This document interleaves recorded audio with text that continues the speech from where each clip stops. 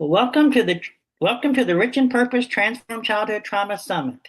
We're here today with Aimee Cerka. She's a money coach and bookkeeper who cuts through the BS and makes money simple for entrepreneurs. She's a mom of four, crisis survivor, and queen of rebuilding. Today, she's going to help you ditch the guilt, trust yourself, and finally feel in control of your finances. Welcome, Aimee. Thank you, Jamie. I'm so excited to be here. Well, we're excited to have you because I really think, Aimee, especially in the childhood trauma area, finances are one of our biggest struggles. I know it has been for me. And so I'm happy to introduce you to our audience, and hopefully we can I probably got my little notepad over here as well. But hopefully we can both all make some forward strides in our finances today. And Yeah. one thing, Aimee, that I noticed is that you in your introduction, you were a crisis survivor. Tell us a little bit about that. How did you get that title? There's several. So I guess we'll back up. Let's start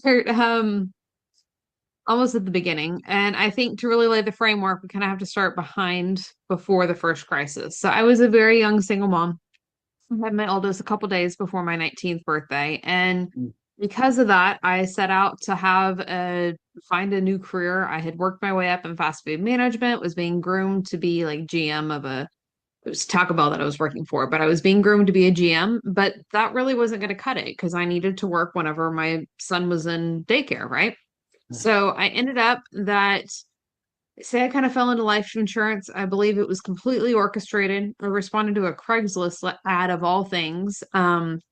Ended up selling life insurance. I was loving what I was doing, but it was one of those where the company promised, like, you can set your own hours and you can do those things. And it was supposed to work great, working while he was in daycare. But we were required to be in the office on Tuesdays and Thursdays until 9 p.m. So not Wow. quite when the daycares are open, right? Right. Um, so I found a different position, still in insurance. I ended up that I was working for a State Farm agent. But during that time, I started my entrepreneur journey and I started in marketing and was really working on myself. And my goal at the time was to be able to be there with my son in the everyday moments. My boss was great, party, whatever it might be, I could get off, but I wanted to be there in the everyday moments. Right. And 5 or 6 years later, I had married my husband at the time. We were a couple months pregnant with my second, and we made the decision that I could stay home, be home full time with the kids. Kid at the time coming to be kids, right? That was a Friday. 3 days later, we had a business deal go bad. My husband at the time was a truck driver. We owned our own truck, had all the things in place, contracts, everything like you're supposed to, right? But that only really does any good if they have assets available.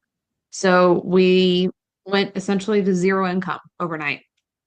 We hustled a lot that week. We figured it out. He ended up that he found another position, but it was a 50% income cut. So we already kind of had some instability, some stuff going on.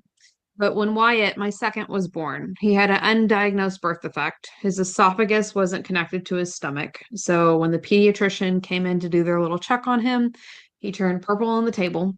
Oh And my they whisked God. him off to the NICU. They realized what was going on. They transferred him to the local children's hospital. He had his first surgery at less than 48 hours old and was there a total of 7.5 weeks. Oh my God. During that time, I created a story that I had failed my family because I hadn't hit the income goal that I had set. But if you remember, it wasn't about the income goal. It was about being there with my son in the everyday moments. So even though I had done the thing that I said I wanted to do, and it really became important that I was able to do that thing because it was very heartbreaking to be there at the NICU and see the other babies that like their parents had to work or they had to choose. Were they going to be there with the baby now while the baby's in the NICU, or were they going to take the leave time that they had when the baby came home? Like those choices weren't decisions I had to make. Like I left to take care of myself and to spend time with my oldest, but because I had done the work on my finances and we had done the things that we needed to, I was able to be there. But in the moment, I didn't feel like I had succeeded. I created more money stories around that. Then 4 years later, I'm trying to do the math. We had another crisis come up. My again husband at the time was He felt ill. We didn't really know quite what was wrong. Again, truck driving. I went to pick him up from work and he was unresponsive, or they called it semi-responsive. Like I could shake him and he would kind of grunt at me. So what do, right? You call 911, ambulance is coming to pick him up. He had just started that job, so we didn't have benefits yet. Again, what are you supposed to do? So we went to the county hospital, but we live in a different county than he worked in by like a mile and a half. So there was no support. There was no help with any of the financial bills. It was completely cash pay. It was six figures in medical debt, essentially overnight. He was there for over 20 days. He was an undiagnosed diabetic. As far as I know, he's doing okay. We're not married anymore. We're going to get to that crisis in just a minute. But that, again, that was a different type of crisis because I didn't create the story there that I had failed my family because I knew that part already. Then I had to deal with the imposter syndrome that was showing up of I'm a financial coach. This is what I do. And we have six figures in medical debt that showed up overnight. And then we had to work through the meaning of what that is and what society has put on us. Again, all of these stories that we take on that are not true at all, and really shifting through that. And then realizing and coming to terms, understanding that I had let myself be in a emotionally abusive, we'll call it like it is, relationship for 10 years. And the power that I had given away because of it, it was a whole different set of crisis. And then we had like the work that I've done since then.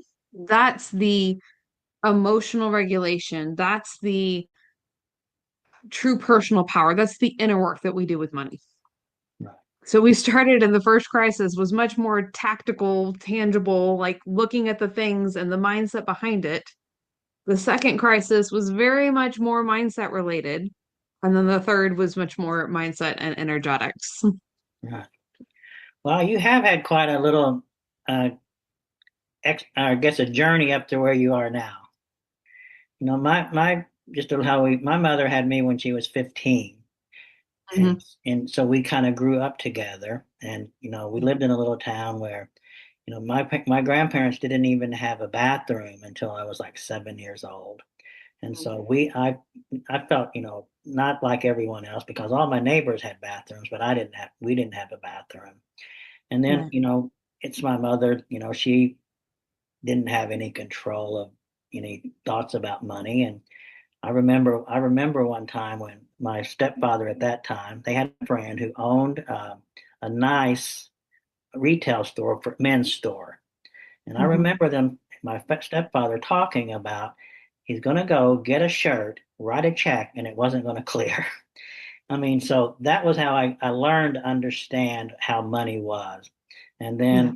then since I've been on my own, I've just struggled with money. I mean, I've made a lot of money, but I never had any money.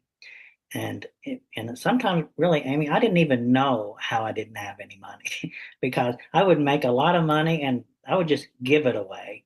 People said, "Oh, but you're not wearing a lot of Rolexes and stuff, Jamie." No, I would just give it away, and I would figure out somehow how to get me to where I was. Mhm. And I always said I'm only one sale away from doing whatever I want.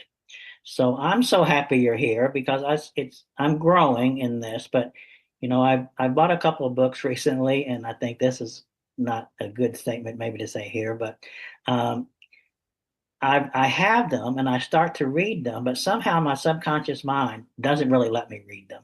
I'm a motivated person, I'm a self-disciplined person, and I read books like that all the time. But to read a money book and tell me how to do it, I don't do it. I had a minor in college in accounting, so that's my go-to. I know everything how to do it, but look at your bank account, Jamie. Most of the time, I mean, I'm getting better now, but it's obviously you don't know what you're doing, and which kind of brings us to where we are, where we're going to talk about a little bit, Amy.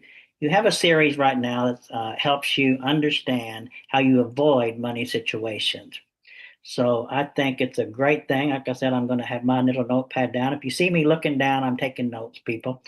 But the first one we want to go over is a bill dodger, which is my specialty. So let's kind of go into that and tell our audience how do you recommend that we break that cycle? Yeah, of course. And I'll set the stage here because I'm totally enjoying this Money Roll series that I'm recording. But the premise here and the important thing to understand before we dive into those, this is the role that you've played. And you might see yourself in one of them. You might see yourself in all of them. I mean, I know I see myself in a lot of them. I was editing one of the new episodes that are getting ready to come out for this call. And it was like, this might be my favorite set. But, there's part of me that I see in so many of them, and that's okay because it's a role that you've stepped into. It's like an act that you're playing, right? But as an actor, you can step out of the role at any time and choose a different role. And we can kind of dive into talk a little bit about like the ideal role if we want. I can give you a sneak peek because as we record this, it's not live, but it will be by the time this airs. But these roles, the important thing in here is not to create any meaning. So let's talk about the bill dodger. The bill dodger is somebody who's got envelopes piling up. They maybe like physical envelopes or the mail that we're not checking, but this also can be digital as well because we live in a digital age, right? So what emails are sitting unopened in your inbox that are sitting digitally, or you've just kind of avoided, or you just moved out of the inbox, just delete, done, we don't want to look at it. But you're leaving them there. You're not reading the email statements. Maybe if you've got a business, you are not opening QuickBooks. You've got it set up, it's like in place or it's there, or you've got your spreadsheet, but you're not really looking at it because it feels overwhelming. And the thing with this is like the feeling underneath it, like really what's going on, is it feels safer not to know.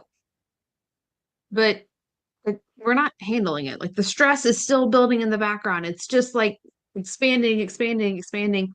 There was a movie, I don't even know what it was called, but it had this pink goo that came out of like the bathtub. And this is what I think of. Like it's just growing and growing and growing. Like you can shut the door, but it's not going away. Like it's still there. We're just kind of avoiding it, right? So the mini shifts that I give for the bill dodger, like if you find yourself stepping into this role, just pick one. Like set a timer, work on it for 15 minutes. Is it going to be enough time? Absolutely not. Like if you've avoided it for a long time, there's going to be a lot piling up, right? But set the concrete time on how long we're going to work for it to just start.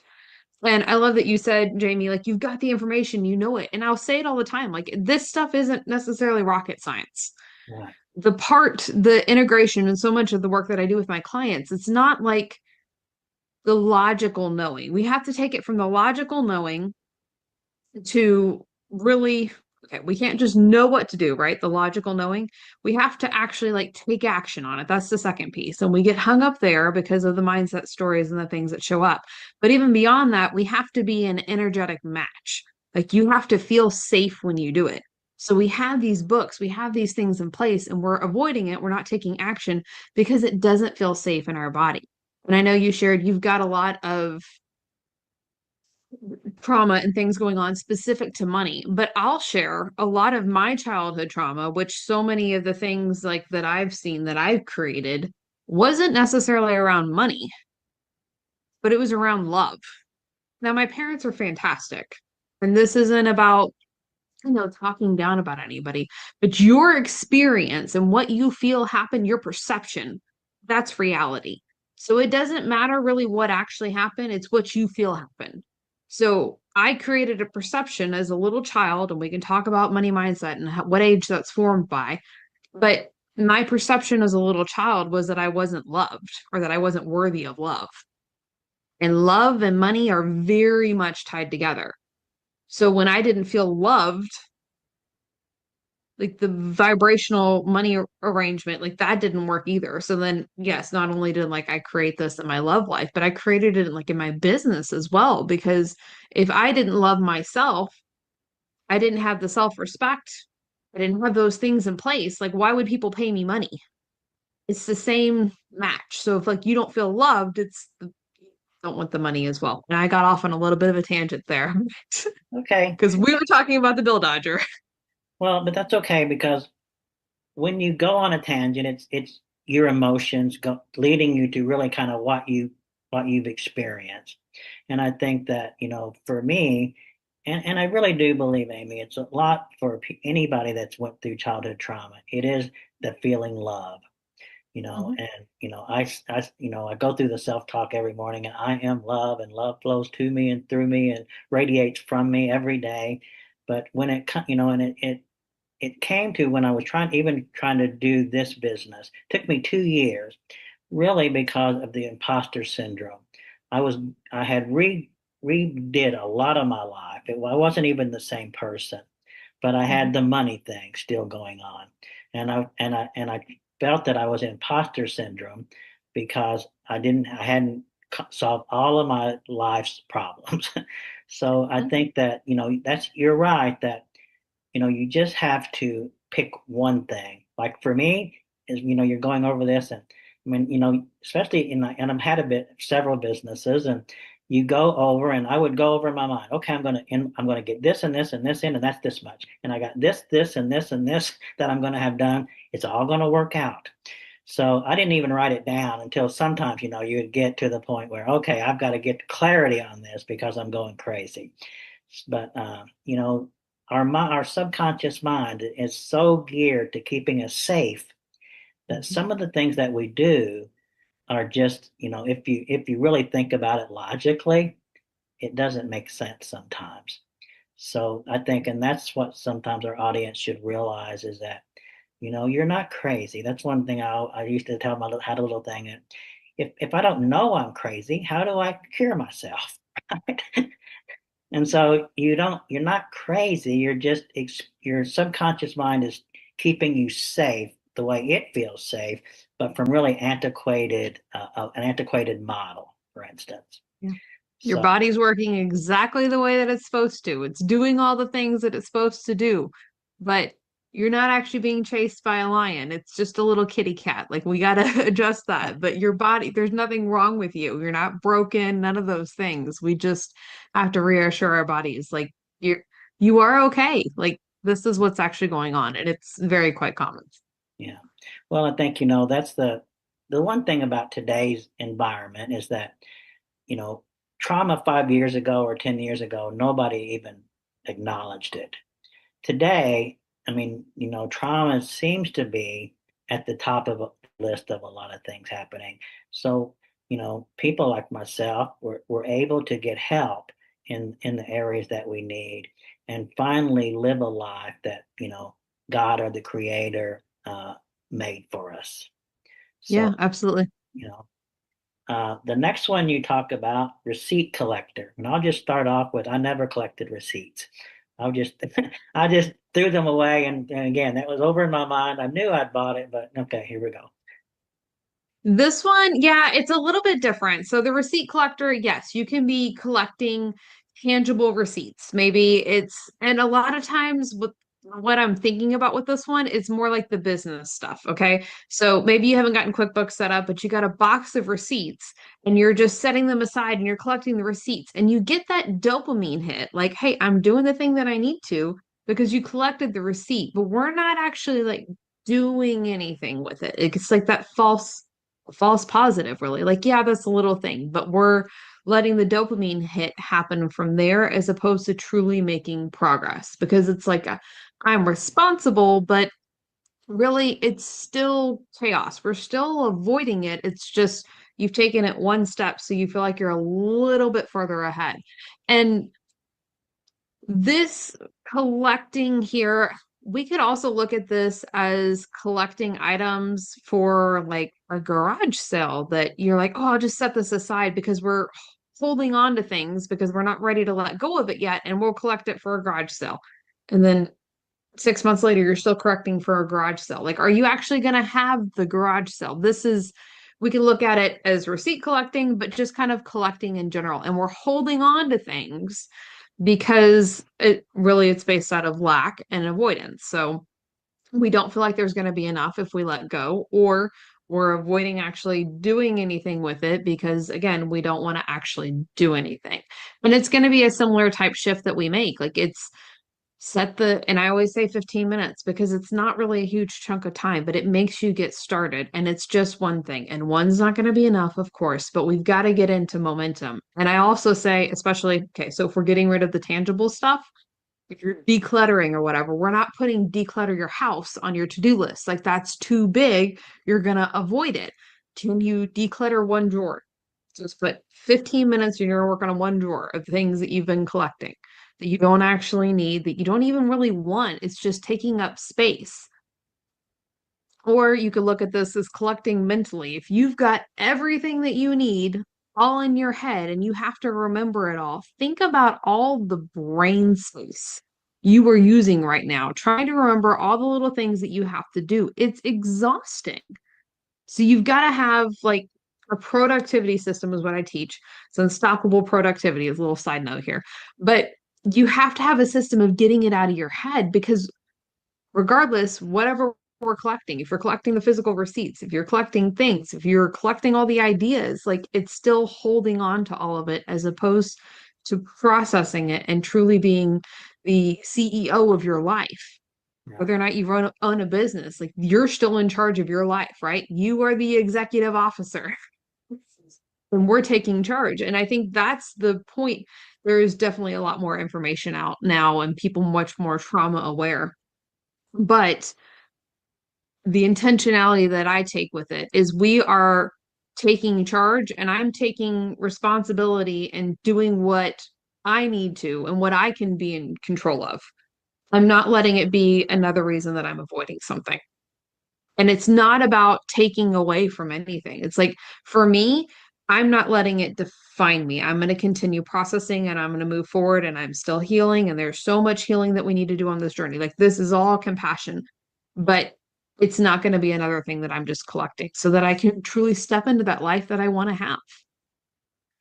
Right. And I mean, and so many people, that's what they're trying to do. Step into the life that they want to have.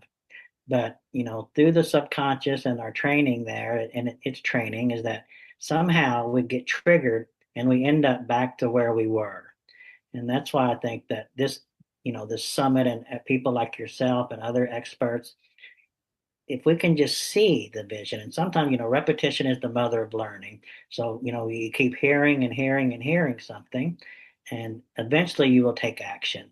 And, like 15 minutes, is doesn't seem that long, but sometimes I cut mine into 2 minutes.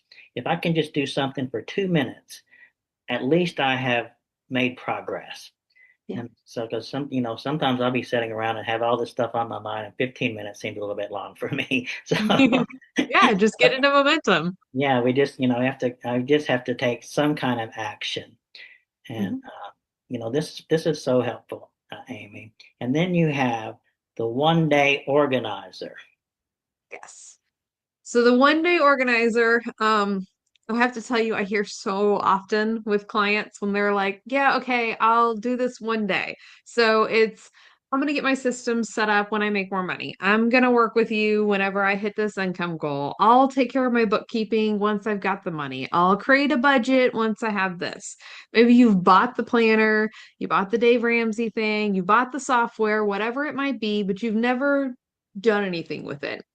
You've listened to the how to save money and like make it simple, just automate a little bit, whether it's $5 a week, every like just do something or 2 minutes, right? Or 15 minutes, whatever it might be. And you're like, okay, yeah, I'll do that later. I'll do that when I'll get this done. So again, we're creating more delays and it creates more chaos now. Like the systems and the processes and the mindset work and all of these things, you do it now, they save you before like the money rush comes. Like you have to be the person and this isn't like the fake it till you make it. Like it's truly embodiments. Being the person that could hold, we'll say you're working towards a 6 figure year. It'd be the person that would own 6 figures a year. Like what would that person do? How would they operate? Would they prioritize themselves? Maybe they're doing the hypnosis in the morning to affirm their self-worth and to remember how to love themselves again and to remember that they're worthy of receiving or whatever it might be, EFT tapping, all of those things that we use to help process, like our tools in our toolkit to help regulate our nervous system. Would they be the person that would do this now? Then just start now. We can't keep putting it off. You have to be the person that can hold those things now as opposed to just putting it off. I'll do it later. I'll do it later. I'll do it later. And Right. just pick one because I know I rambled off like five or six, but your little mini shift there, pick one area that you keep putting off. It's like one day I'll do this. One day I'll do this. How could you start? And that phrase there, that's a powerful phrase because so many times it just feels impossible. It's like it's too out of reach. Like I can't do this. Ask yourself, how could this be possible? And we're going to use that subconscious mind, that wonderful brain power that we have to help us. Because when you look for the solution like that, your brain goes to work to solve it. Right. And that's, I think, what so many people are not familiar with the subconscious mind, and they just keep doing the same things over and over and over, and they don't realize that if it's there's something that's controlling 90% of your daily activity, right? And if Yeah. you have to address that. And the one thing that we help people with is, get the end in mind. If you can see yourself as that six-figure business owner, then you will start to do things that will get you there. But if you don't see yourself there, then you can't get there. And so you just go down the journey, and then all of a sudden you're triggered, and you end up back at the same place that you were. Yep. Um, okay, the next one let's talk about is hopeful improviser. Yeah, so the hopeful improviser relies on optimism. They're like, it'll all work out. Instead of actually looking at the numbers, they're very much, if you know masculine, feminine energetics, masculine is very much like, here's the things that I need to do. This is what I need to go work on. Feminine energetics, it's not really quite like the manifestation, the woo, like I just believe it'll come to me, but that's kind of the idea that people will get. And that's really what the hopeful improviser is doing, right? They're like, the money's going to come, it's going to show up, but they're not checking their bank account. They're not taking any action. Like, they're not planting the seeds so that the money can come, that it'll show up. They're just like, okay, I've got this. Like, I'm in energetic alignment. This is what I want to happen. Um, they also might be spending based on like the optimism, like it's going to show up, but then they just panic again when the overdraft hits because they realize they can't really hold it. This is much more of like an energetic one because we're trying to be like we've got this thing in place that we want to have, but internally, your little voice in the back of your head, it's like, it's not going to work. It's not going to work. It's not going to work. And then we kind of fall apart, right? So the shift for the hopeful improviser, don't lose like the optimism and belief that it's all going to work out, but we're going to ground it with some strategy. So check your bank account balance. Don't create any meaning about what it like what's in there. It doesn't matter. It could be $10,000, it can be zero. You can be in the red. It doesn't matter. We're just looking at the number to ground ourselves in reality. Don't create meaning around it. Nobody says it's good or bad. There's no good or bad. It's just what is. And then go back to being optimistic and it'll all work out. And then we'll work on taking some action to make sure you're actually set up to receive. But to ground the hopeful improviser, we're just going to check in with our bank account. Right. Well, especially with entrepreneurs, if you can see the vision, but if you see what you want to do and then you go take a nap, you're going the wrong way, right? You have to take some kind of action to help your business grow. And the one thing that I've found is that I've had a couple of businesses, and I usually always try them by myself. But for this one, I created a mastermind. So I'm with people that encourage me and help and go this way. And the one thing I did is if it costs more than $200, I can't make the decision. I have somebody else that will make that decision now because I could end up with, four or five things that I didn't need one of, but because, oh, she was so nice or he was so nice, and I thought I would just help them out because it was only $325 anyway. So, those are the things that I think that always was with me is that and I always, and I, the one thing is I always did feel that I had the capability of making the money, and I wasn't so bad that of not taking action. But, sometimes it was short action and, okay, well, Right. I didn't do 50 phone calls today, but I did five. So, you can make yourself feel a little better about that. But, the action to get you to where you're trying to go and to get you out of the situation that you're in is really the key to everything, I think. Yeah, an aligned action because we can take Right. busy action that's not really moving forward. And again, that's that subconscious trying to protect us. So I love that you've got that in place. For those who don't have somebody they can outsource decisions to, we could always talk about the 24-hour rule because that is really key. And that's the principle that I use to help people make sure that we're making informed decisions with money. I know we had another personality or another money role that we wanted to cover here, but do you want me to share what the 24-hour rule is Sure. real Yeah. quick? Yeah. Yeah. No. Okay. So with the 24-hour rule, what we do is you pick an amount. So for my example, I normally use $100. So yours was 200. With the 24-hour rule, we'll say $100. If it's not something that you've pre-planned to purchase, because we're coming up on the holidays, right? So a couple years ago, I wanted an Instant Pot, and I had already decided I wanted an Instant Pot for Christmas, and it went on sale. I was able to purchase it because I had set the intention beforehand. And this isn't like groceries, but any other purchases. If it's more than $100, you have to wait 24 hours before you make the decision. To give yourself enough time, you step a little bit out of the emotion. So if it's like the dopamine purchase that you're just buying it because like it feels exciting or the salesperson's really nice, whatever it might be, it gives you some time to sit out of it and see, okay, is this something that I really want? Do I actually want this or was it just in the moment? And be able to make like a calm decision there. And it's really simple. Yes, you might lose out on a couple deals that are like flash sales and they're only available for 8 hours or whatever it might be. But for the most part, it's going to help you make much more aligned decisions with your money because you're giving yourself the space to wait out the emotional roller coaster that shows up when it comes to buying things. Right. Yeah, I mean, that is a good strategy to wait 24 hours, but like if I'm online, it's easy to do that. I can wait.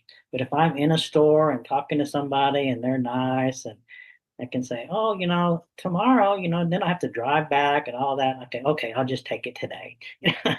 No, you got to tell them, like, no, my coach won't let me buy it today. I'll be back tomorrow. I've walked away from car purchases before because it's like, no, I'm going to wait 24 hours. I'm going to sit with it. And it's a skill. It's something that we have to work at. And yes, it takes effort to go back again the next day and buy it or whatever it might be. But when we sit and give ourselves the space, there is a time and point like you can get to the point where you're able to sit through it a little faster. You might not need the full 24 hours, but I had a decision even this morning that it was like initially it was like, oh, whoa, okay, this feels much more emotional. I was like, no, I'm going to sit with it, just send him an email back. It was like, okay, hey, I've received this. I'll get back to you on Monday morning because we're recording this on a Friday. So I wasn't doing it over the weekend. But it's a simple little thing that we just have to train ourselves to actually use. Yeah. Well, and I think everything that we do to get to a certain point in life is actions and it's things that, we change our subconscious mind to the old safe to the new safe, and then you're able to, it's part of that 90% that you're supposed to do anyway, or that you're trying to do, forget about supposed to, that you're trying to get to that particular point. Yeah. Um, I want to go to this one because this is the self-care spender. I'm here anxious to or eager to hear about that because that was my big thing. I would always go to when I used to be when I sold health insurance and life insurance, but I would wanted to have this nice shirt and a Brooks Brother tie. I wanted to walk in there and have a Brooks Brother tie, and I would, be in a situation and I would like, oh, I think I'll stop by the Brooks Brothers and I'll get another tie. And the Brooks Brother ties, they all the same, just different colors. But if you have 100 of them, you're like, I don't know what, now I'm like, I threw them all away. I'm like, why did I even buy all of these? But that was the comfort that when I walked into a place that I was, they would say, wow, he's got a Brooks Brother tie on, which they probably didn't know anyway. But in my mind, it was that. That's what they were saying. Yeah. So let's hear about the self-care spender. Yeah, so the self-care spender is one of the roles from the category that I call them earners leaking money. So you're making the money, you're not in a, and it's not that the avoiders aren't making money, but there's a different feeling behind it in this role. So with the self-care spender, they use self-care or business growth to justify the spending. So this could be buying another course to fix yourself when you've already got so many things like on your plate. You're already overloaded. You're not using what you have. You might even have a resource for the thing that you've got right now, but it's like, hey, there's a flashy marketing here and we're going to buy that course. Or maybe you've got a large like purchase that comes in or a large sale that comes in and you're like, oh, okay, I'm going to treat myself to a spa day to soothe my stress because I've earned it, even when like there's a bunch of bills piling up that really like a lot of the money should have gone there. And I'll give my caveat on the self-care spender here in a minute. But you could be labeling your purchase for your business to justify it. Maybe your impulse spending, like you've had a really tough day at work and you're like, I'm going to scroll Amazon and buy a bunch of things that I don't need, or going out to dinner because I've earned it. So there, the shift that we talk about here with the self-care spender is looking at what you already have. Is it a free thing that you could do to take care of yourself? Or is it something that you've already have? Maybe it's a candle you already have that you can light the candle and create like the fun atmosphere and run yourself a bubble bath or take a walk in nature, whatever it might be to rejuvenate you. Like find a different shift there as opposed to always going to money. The caveat I've got to give here with the self-care spender is you should be prioritizing spending money on yourself. If money feels tight, it doesn't matter. Like there is within the budgeting system that I've created, we call it our play account. And that is the money that we have that is designated to spend, to like have fun with, because it's very important that we do have a positive relationship with money and that we feel when we earn more money, we're going to get to do more fun things. So this is not about cutting it all away. This is not about living off of beans and rice. That's not how I operate at all. This is about being mindful. Are we doing it extravagantly? Like we're just out of proportion, right? Right. So you have the play account and it's based off of percentages. It's set up so you have a proportion amount of money to go have fun with. So it's not about not doing any of this. You should be doing this. And as we're recording this, we can say, like, I started, I call it my bliss experiment, about 3 weeks ago. And there's a lot more self-care and a lot more things that I'm doing for myself at this moment than like I normally do. It's a higher proportion, right? Because that's I call it experiment because it's like I'm not going into this with these are the results I'm going to get. It's like what happens when I prioritize myself. And we can talk about one of the roles that I identify with most. And it sounds like it might actually be a relevant role for you as well, Jamie. But it's there's a difference because I fall into the category of I'm normally the overworker. Like you have to tell me to stop. Like my natural tendency is like I've got to work, work, work. I'm going to do all the things. I'm going to keep putting in hours, all of those things. So this experiment is about pulling back and like, can I rest and enjoy the things and the self-care? But the self-care itself isn't bad. We just have to do it in a proportionate way. Yeah, and I think, especially in the trauma area, that, we don't think we deserve the self-care. And so, and I'm lately the same way is that, I just like to work and then all of a sudden it'd be, you know, I would like to go buy something and then, and I'm getting better at this, but oh, I can't afford it. I can't afford it. And then my subconscious mind starts to saying, okay, you can't afford it. You could if you believed in yourself and believed in what you were doing, but I'm going to go and make you always not be able to afford it.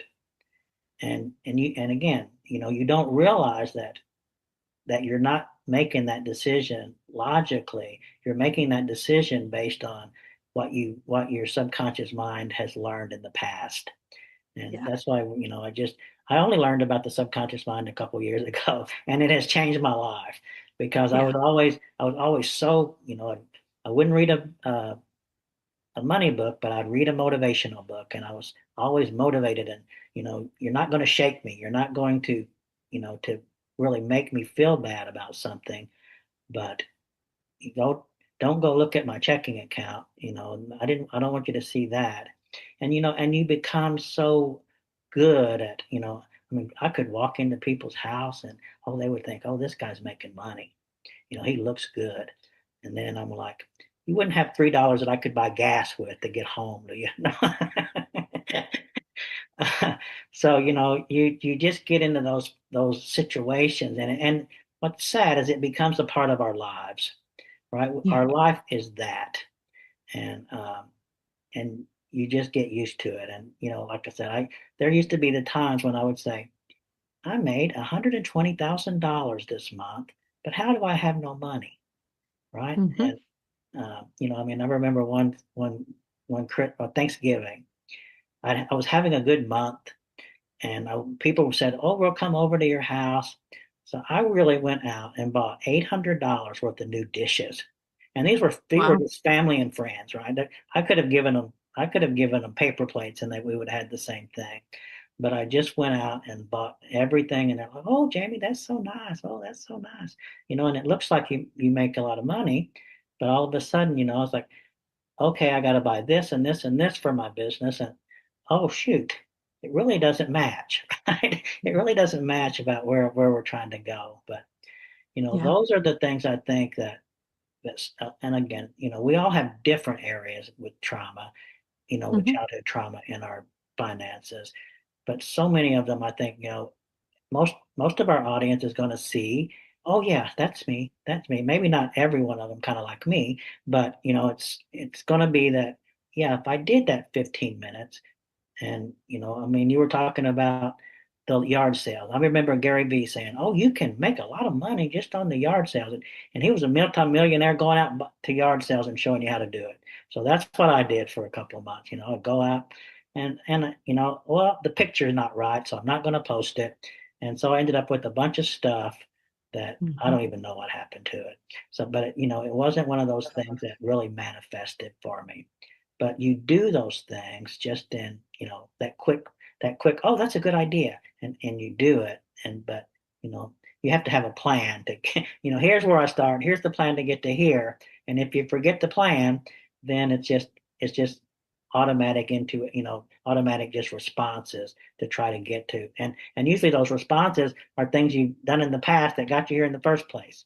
So Right. that's the, We that's have to look at where we're wanting to go. Like, is this thing even going to get you to the place that you want to go? right.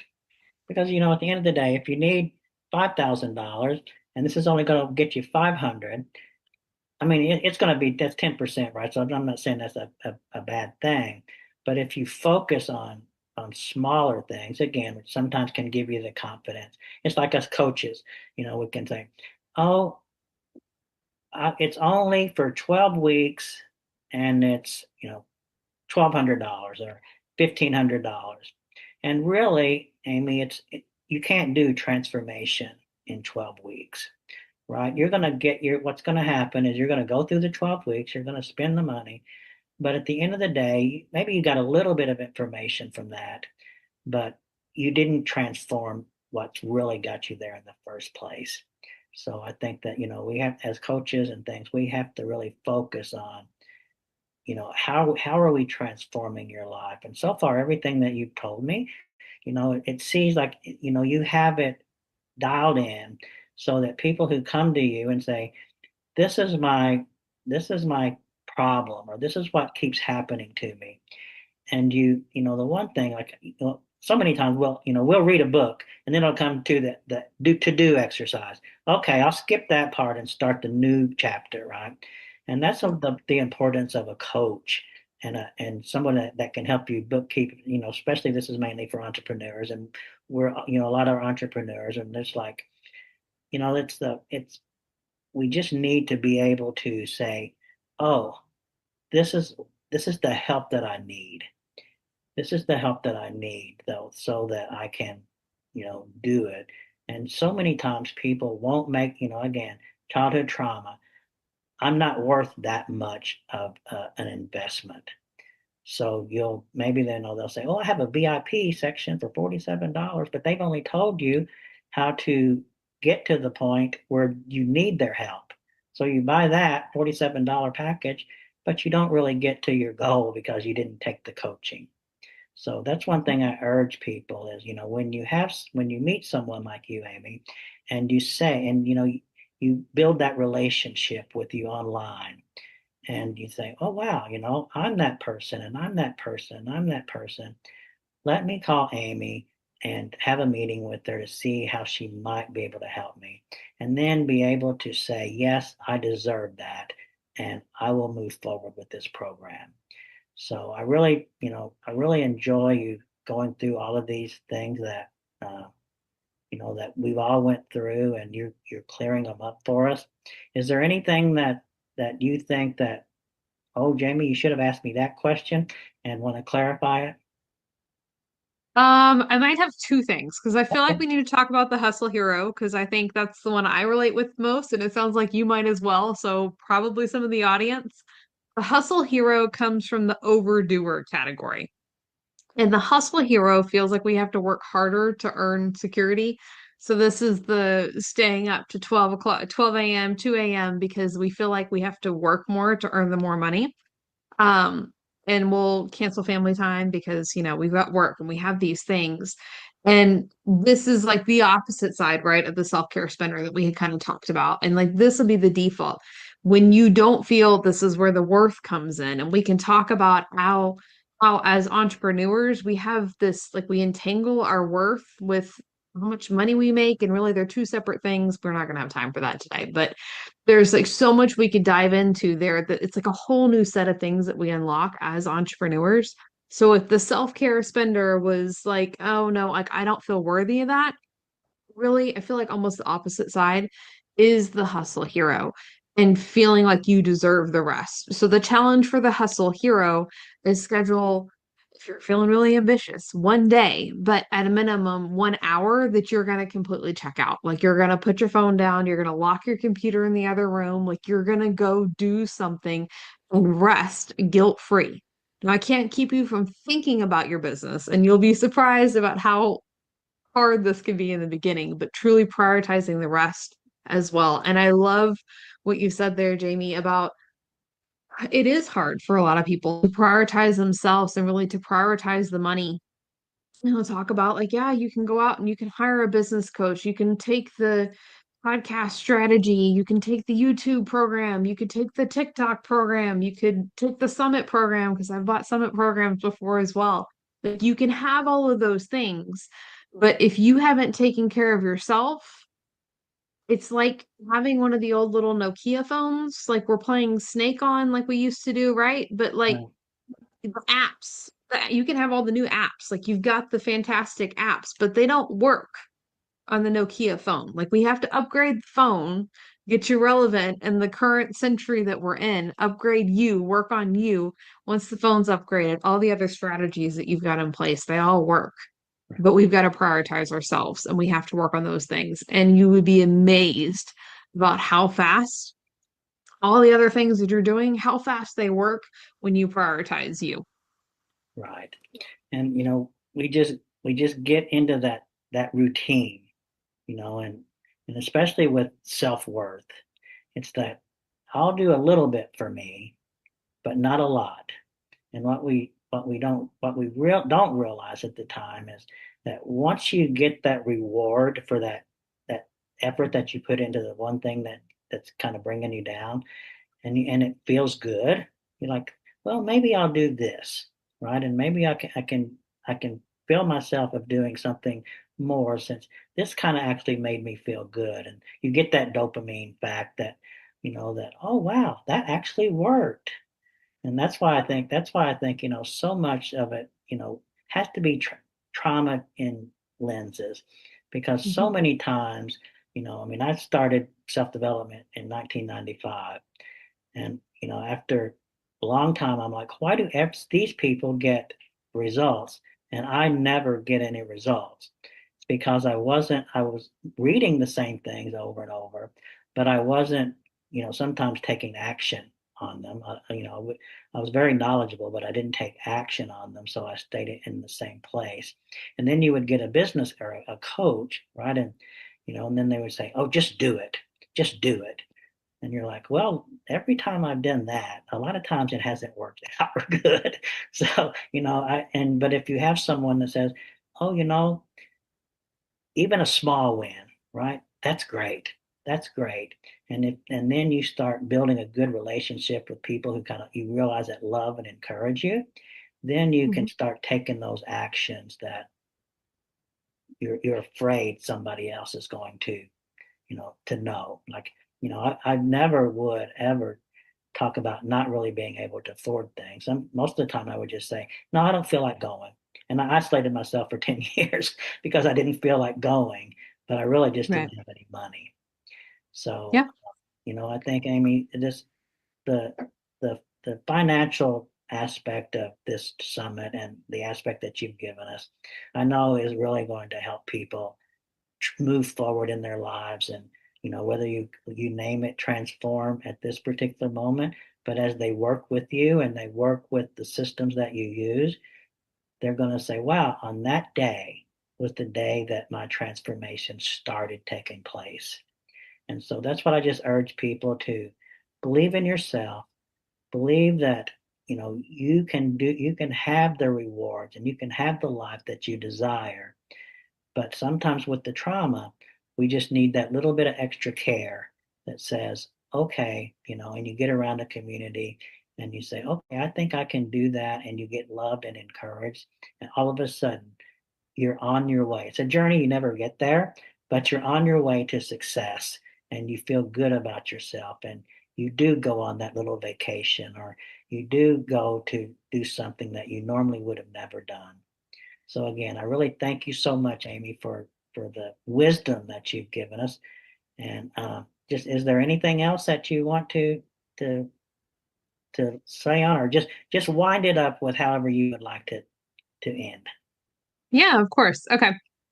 I know we've talked a lot about the action and the subconscious mind and the different things that show up with our money. And I think to kind of end it all, let's go back to remembering like there's nothing wrong with you. You're right where you're supposed to be, but we can unlock that next level. And if you've been learning the things and not taking action, yes, it can come down to taking action. If you've been learning the things and you're somebody that's taking the action and you're just like, it's not working for me, there's so many small little shifts that we can make internally, especially as an entrepreneur, because you're selling you. Right, So again, we go back to like that energetic piece. Like you can say all the right things. You can say that I'm open to receiving, that belief is there, but the little voice in the back of your head, that's where the energetic piece comes in line. And when you can align that, all of the work that you've done for all of this time, getting you to this place, like it's not wasted. You're going to see so much success. So if you're taking the action and you don't feel like you're getting the results that you need to, don't give up hope.